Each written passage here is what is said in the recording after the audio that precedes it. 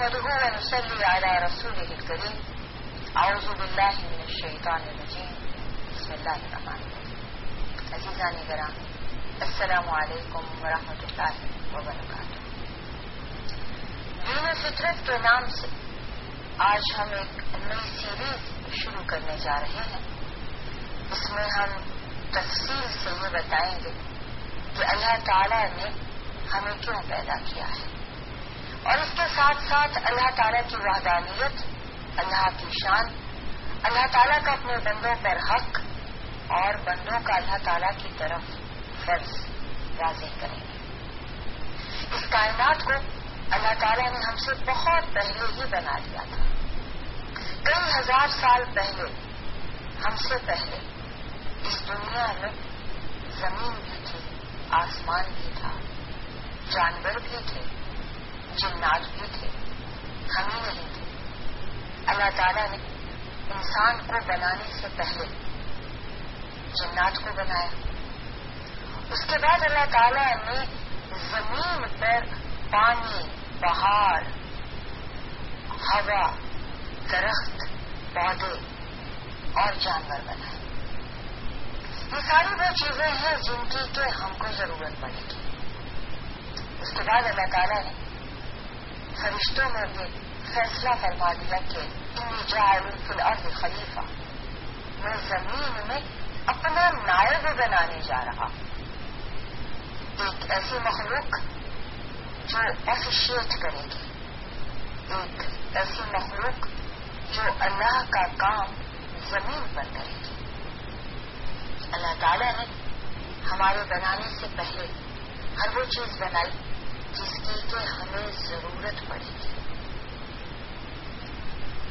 جب اللہ تعالیٰ نے یہ اعلان فرمایا کہ انی جاعل فی الارض خلیفہ، تو فرشتوں نے بڑی حیرت سے پوچھا کہ الہی ان کی پیدائش کا، ان کی خلقت کا مقصد کیا ہے، کیوں بنانے جا رہے ہیں آپ؟ اب قرآن مجید میں اللہ تعالیٰ اس کا جواب دیتے ہیں کہ وہ میری عبادت کے لیے پیدا کیے جا رہے ہیں. وہ ہر وہ کام کریں گے، ان میں وہ صفات ہوں گی جس کی کہ ضرورت پڑے گی کائنات کو چلانے کے لیے. اللہ تعالیٰ نے جب فرشتوں کو پیدا کیا تو بتایا کہ ان کا مقصد تسبیح ہے، تحمید ہے، اللہ تعالیٰ کی شان کی تسبیح کرنا ہے، بیان کرنا ہے، اللہ کی تعریف کرنا ہے، اللہ کا شکر بجا لانا ہے. اور جب اللہ تعالیٰ نے انہیں یہ بتایا کہ وہ جو چیز بنانے جا رہے ہیں اس کا تعلق زمین کی ان چیزوں سے ہے جسے مٹی، آگ، پانی اور ہوا کہتے ہیں، اور یہ مختلف جگہوں سے لیں گے.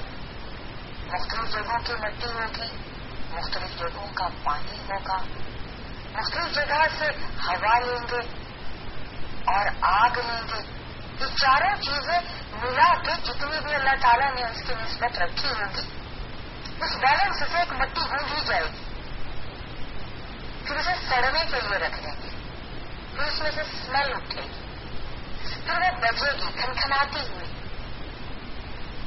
پھر اس کا ایک پتلا بنائیں گے، پھر وہ پتلا پڑا رہے گا. اس پتلے کی حفاظت اللہ کے فرشتے کریں گے. اس میں مٹی والی ساری صفات ہوں گی جو زمین میں مل جانے کی ہوتی ہیں، عاجزی بھی ہوگی. اس میں آگ والی ساری صفات ہوں گی جو جلا دینے کی ہوتی ہیں. اس میں پانی جیسی صفات بھی ہوں گی جو پیاس بجھانے کی ہوتی ہے. اس میں ہوا جیسی صفات بھی ہوں گی. تو وہ ساری صفات جو ان چار چیزوں کا مرکب دے سکتی ہے وہ حضرت انسان میں زمین سے دی جائے گی. فرشتوں نے جب یہ سنا تو پہلا لفظ ان کے منہ سے نکلا کہ الہی یہ کیا فساد بنانے جا رہے ہو، یہ تو خود خرابہ کرے گی. یہ چاروں چیزیں، آگ زیادہ ہو گئی تو غصہ زیادہ ہو گیا. تو جہاں جہاں پر صرف عبادت مقصد تھا، جب خلقت کا مقصد عبادت ٹھہرا تو یہ جو چیز بننے جا رہی ہے جسے انسان کہا جا رہا ہے گی تو فساد کرے گی، خون خرابہ کرے گی، لڑائی جھگڑے کرے گی. تو اللہ تعالیٰ نے فرمایا کہ جو میں جانتا ہوں وہ تم نہیں جانتے. یہ فیصلہ میرا فیصلہ ہے اور میرا فیصلہ عدل ہے. ظاہر ہے فرشتوں کو اعتراض کا حق اور اختیار تو تھا نہیں، خاموش ہو گئے. اللہ تعالیٰ نے سیدنا آدم علیہ السلام کا پتلا بنا دیا اور ان 4 چیزوں کو زمین سے لے کے انسان کی مٹی خمیر گونج دیا. آسمان سے بھی کچھ چیزیں اللہ تعالیٰ نے اس میں شامل کی، تقریباً وہ بھی 4 ہی ہے. اس میں اللہ کی رحمت ہے، اس میں محبت ہے، اس میں روح ہے، اس میں خوف ہے، اللہ کا ڈر ہے. یہ 4 چیزیں آسمان سے ہیں. اب اس میں بھی جس کی مقدار بڑھ جاتی ہے پرسنالٹی میں اس کا اثر اتنا زیادہ چلا آتا ہے. تو یہ 4 چیزیں زمین سے اور 4 عرش سے مل کر اللہ تعالیٰ نے حضرت آدم کی خلقت کر دی. ایک اور چیز جو عرش ہی سے ملی اسے علم کہتے ہیں. اس ایک چیز کو لے کر اللہ تعالیٰ نے ہر چیز سے ممتاز کر دیا، بڑھا دیا رتبے میں، مقام میں. اس ایک چیز کو فضیلت عطا فرمائی جسے علم کہتے ہیں. سیدنا آدم علیہ السلام نے جب روح پھونکی، جب انہیں سب سے متعارف کرایا تو کچھ چیزوں کا تعلق جو زمین سے تھا، جو ضروریات سے تھا، ان چیزوں کے نام گنوا دیے.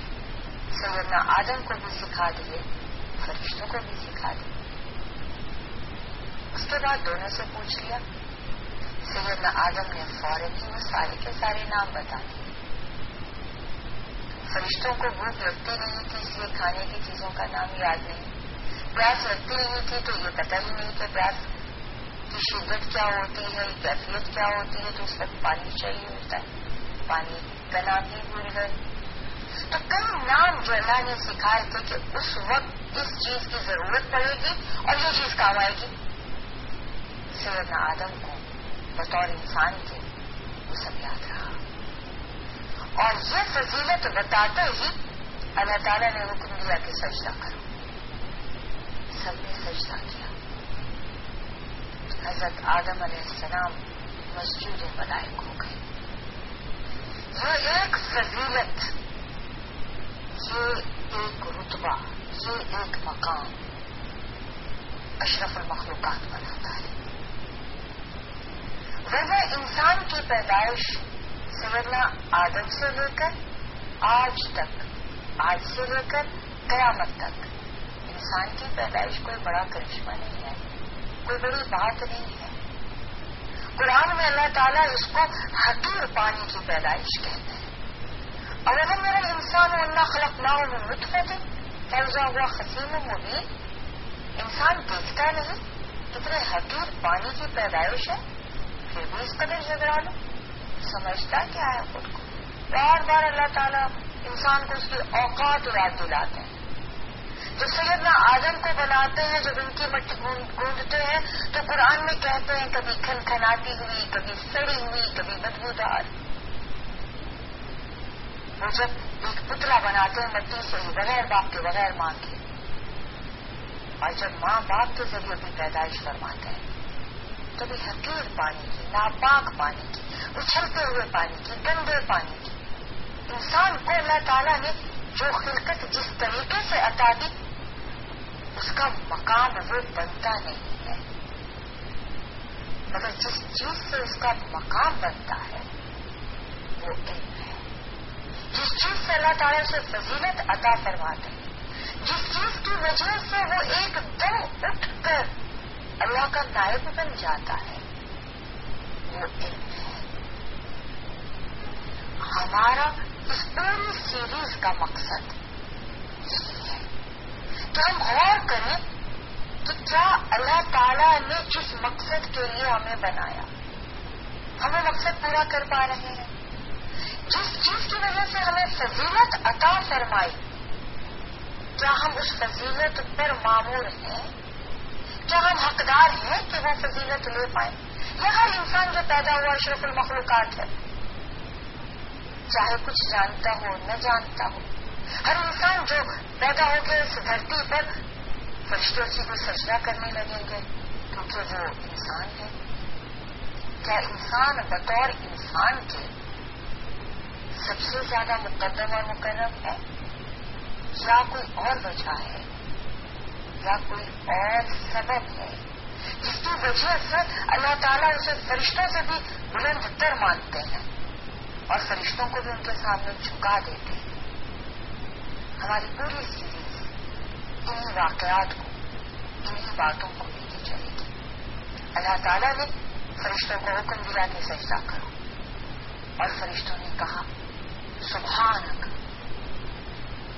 لا علم لنا الا ما علمتنا، تو ہی پاک ہے، توبہ کر لی، معافی مانگ لی، ہمیں تو معلوم ہی نہیں، جتنا الہی آپ ہمیں بتاتے ہیں ہمیں تو اتنا ہی پتہ چلتا ہے، جتنا آپ نے ہمیں سکھایا ہم نے سیکھ لیا، ہمیں تو پتہ ہی نہیں، ہر عیب سے پاک صرف تمہاری ذات ہے۔ اب وہاں پر ایک اور ہستی بھی ہے، وہ کہتی ہے میں سجدہ نہیں کروں گی، اور اس ہستی کو ہم شیطان کے نام سے جانتے ہیں۔ جب اللہ تعالیٰ حکم دیتے ہیں کہ سب سجدہ کرو، سبھی سجدہ کرتے ہیں۔ کانا من الجن ففسق عن امر ربہ، یہ ایک چیز وہاں اور بھی تھی جسے جن کہا جاتا ہے، کانا من الجن جنات کی قوم میں سے تھا، ففسق عن امر ربہ، اور اپنے رب کے حکم سے انکار کیا، گناہ کیا۔ عزیزان گرامی، اس کو گناہ کی مجال کیسے ہو گئی؟ رب العزت کے سامنے وہاں بیٹھا تھا، اللہ کی شان، اللہ کی قدرت، اللہ کا ہر وہ روپ جو فرشتے دیکھ رہے تھے، ہر وہ حکم جو فرشتے سن رہے تھے، یہ ایک چڑ ہو کر جانتا تھا، اور اس نے انکار کرنے کی مجال کی۔ اللہ تعالیٰ نے جنات کو بہت پہلے بنایا، اور یہ جو ابلیس ہے، یہ جو شیطان ہے، اسے اللہ تعالیٰ نے بہت رتبہ عطا کیا، اسے علم دیا۔ اس کی فضیلت بھی علم کی وجہ سے تھی۔ زمین پر یہ روزانہ آسمان سے اترتا تھا، زمین پر یہ جنات کے صلح کراتا تھا، جھگڑے ہوتے تھے، فیصلے کراتا تھا، بیٹھ کے ان کے معاملات نپٹاتا تھا، سنتا تھا، قاضی القضا تھا، جسٹس کرتا تھا۔ پھر اللہ تعالیٰ نے اسے وہ الفاظ، وہ کلمات سکھا دیے جن کو پڑھ کر یہ آسمان پہ چڑھ جاتا تھا، جو فرشتے پڑھا کرتے تھے۔ پھر روزانہ شام کو اپنی جاب دن کی پوری کرتے ہوئے زمین سے اڑ کر آسمان میں چلا جاتا تھا، پھر شام فرشتوں کے ساتھ گزارا کرتا تھا، وہاں یہ فرشتوں کی ٹریننگ کرتا تھا، انہیں سکھاتا تھا، تبلیغ کرتا تھا، علم اس کے پاس بھی تھا۔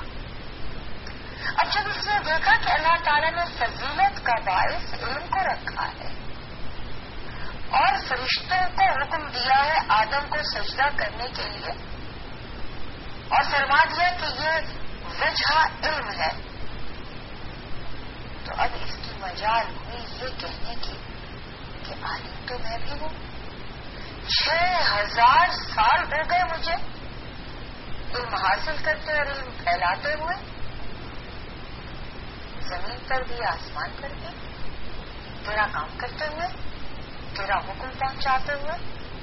تیری ایک مخلوق ہے جنات کی جو زمین میں بستی ہے، غاروں میں بستی ہے، صحراؤں میں رہتی ہے، دریاؤں میں رہتی ہے، ان سب کو سکھاتے ہوئے، ان کی لڑائیاں نپٹاتے ہوئے، تیرا حکم مانتے ہوئے، تو میں سینئر بھی ہوں، عالم بھی ہوں، واقف کار بھی ہوں، جانتا ہوا بھی ہوں، حقدار بھی ہوں، تو یہ سجدہ تو مجھے ہونا چاہیے تھا۔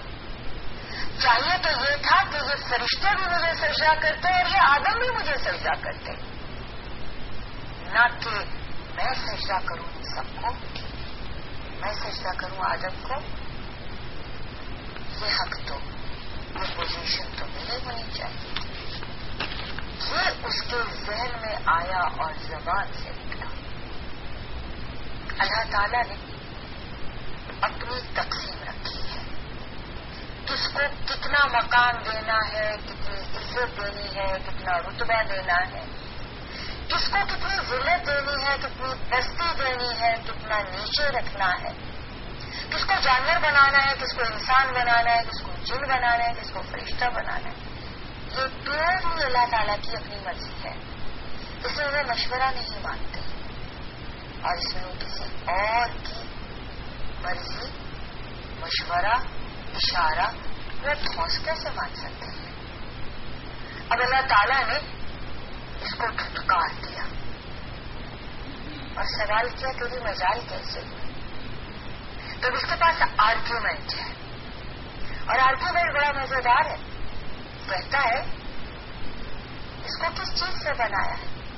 اور مٹی بہت کمزور سی چیز ہے، عاجز اور حقیر ہے، یہ مٹی کی پیدائش ہے، میں آگ سے بنا ہوں۔ ہماری پیدائش میں آگ کا ذرا سا عنصر ہے، جنات پورے کے پورے آگ سے بنے، انسان میں مٹی زیادہ ہے اور جنات میں آگ زیادہ ہے۔ آگ تو مٹی کو کھا جاتی ہے، آگ تو بہت طاقتور ہے، میری خلقت، میری پیدائش آگ سے ہوئی ہے، یوں بھی جسامت میں، طاقت میں، حلیے میں میں کہیں زیادہ بڑھ کر ہوں، اور اگر علم فضیلت کا باعث ٹھہرا تو 6000 سال سے عالم ہوں، علم سیکھ رہا ہوں، علم سکھا رہا ہوں، اور اگر دنیا میں خلیفہ بنا کر بھیجنا ہی ہے تو میں کیا برا ہوں؟ اللہ تعالیٰ نے اس پر لعنت بھیج دی۔ عزیزان گرامی، یہ لعنت کا لفظ بھی پہلی بار دنیا نے سے روشناس ہوا۔ رحمت محبت کی انتہا ہے، اتنی محبت کہ بس اللہ تعالیٰ نے اس کے لیے یہ لفظ رحمت خود ہی نکالا، اتنی محبت کہ اس کا کوئی مقابلہ نہیں ہے۔ بس ایک نظر ڈال دینے کی دیر ہے، دنیا، تقدیر، ہر چیز سنور جاتی ہے، بدل جاتی ہے۔ اس کا اپوزٹ لعنت ہے، اس رحمت کے دائرے میں سے نکال دینا، اس کیفیت میں سے نکال دینا، اور محبت کی جگہ نفرت میں لے، غصے میں لے، دھتکار میں لے، پھٹکار میں لے۔ اب یہاں ایک بہت لطیف سا، باریک سا نقطہ آتا ہے۔ آرگیومنٹ فرشتے نے بھی کی ہے، پوچھا ہے یہ کیا بنا رہے ہیں اللہ تعالیٰ، یہ فساد مچائے گا۔ اللہ تعالیٰ نے جواب عطا فرمایا، اور انہوں نے اس کے بعد کوئی بات نہیں کی۔ بالکل ٹھیک ہے اللہ تعالیٰ، آپ جانتے ہیں، ہم نہیں جانتے، ہم اتنا ہی جانتے ہیں جتنا آپ نے سکھایا۔ شیطان کے پاس بھی آرگیومنٹ ہے، اس نے بھی آرگیو کیا، اس نے بھی بحث کی، اس نے بھی دلیل دینے کی کوشش کی۔ اللہ تعالیٰ نے اس کو دھتکار دیا، پھٹکار دیا، لعنت زدہ قرار دیا۔ وجہ کیا بنی؟ علم اس میں بھی ہے۔ اس بات پر غور کرنا ہے، لمحہ فکریہ یہ ہے کہ جب ہم آرگیو کرتے ہیں محض کچھ حاصل کرنے کے لیے، علم جاننے کے لیے، سیکھنے کے لیے، تو ہمارے دروازے کھل جاتے ہیں، ہم اس آرگیو کے بدلے میں کچھ حاصل کرتے ہیں، ہم علم حاصل کر لیتے ہیں، ہمیں دلیل مل جاتی ہے کہ یہاں یہ غلطی ہو گئی، یہاں یہ بات غلط ہے، یوں نہیں یوں کر لیں ٹھیک ہو جائے گا۔ جب ہم آرگیو کرتے ہیں اپنے آپ کو اونچا رکھ کے، اور یہ سوچتے ہیں کہ نہیں میں ہی ٹھیک ہوں، دوسرے کو مجھے غلط ثابت کرنا ہے، وہ دوسرا کوئی بھی ہو، تو ہمارے اندر کبر پیدا ہوتا ہے، ہمارے اندر یہ گمان پیدا ہوتا ہے کہ میں ہر حالت میں ٹھیک ہوں، اب یہ آرگیومنٹ سے بڑھ کر ضد، ہٹ درمی اور سرکشی بن جاتی ہے. ہم اگلا ٹاپک اسی سے شروع کریں گے کہ یہ کیوں کر ہوا. آخر ایک جگہ تھی اس کی 6000 سال، معمولی وقت نہیں ہے. علم اس کے پاس بھی ہے، جس کو اللہ تعالیٰ فضیلت عطا کر رہے ہیں جس چیز کو، وہ علم ہی تو ہے. اور شیطان کے پاس اس کی کمی بھی نہیں ہے. پھر کیا ہوا کہ وہ لعنت زدہ ہو گیا؟ پھر کیا ہوا کہ اس کو پھٹکار دیا گیا؟ پھر کیا ہوا کہ وہ مردود قرار پایا؟ پھر کیا ہوا کہ وہ ہمارا سب سے بڑا دشمن ہو گیا؟ عزیزان گرام، قلم یہیں سے شروع کریں گے. وآخر دعوانا ان الحمدللہ رب العالمین. السلام علیکم ورحمۃ اللہ وبرکاتہ.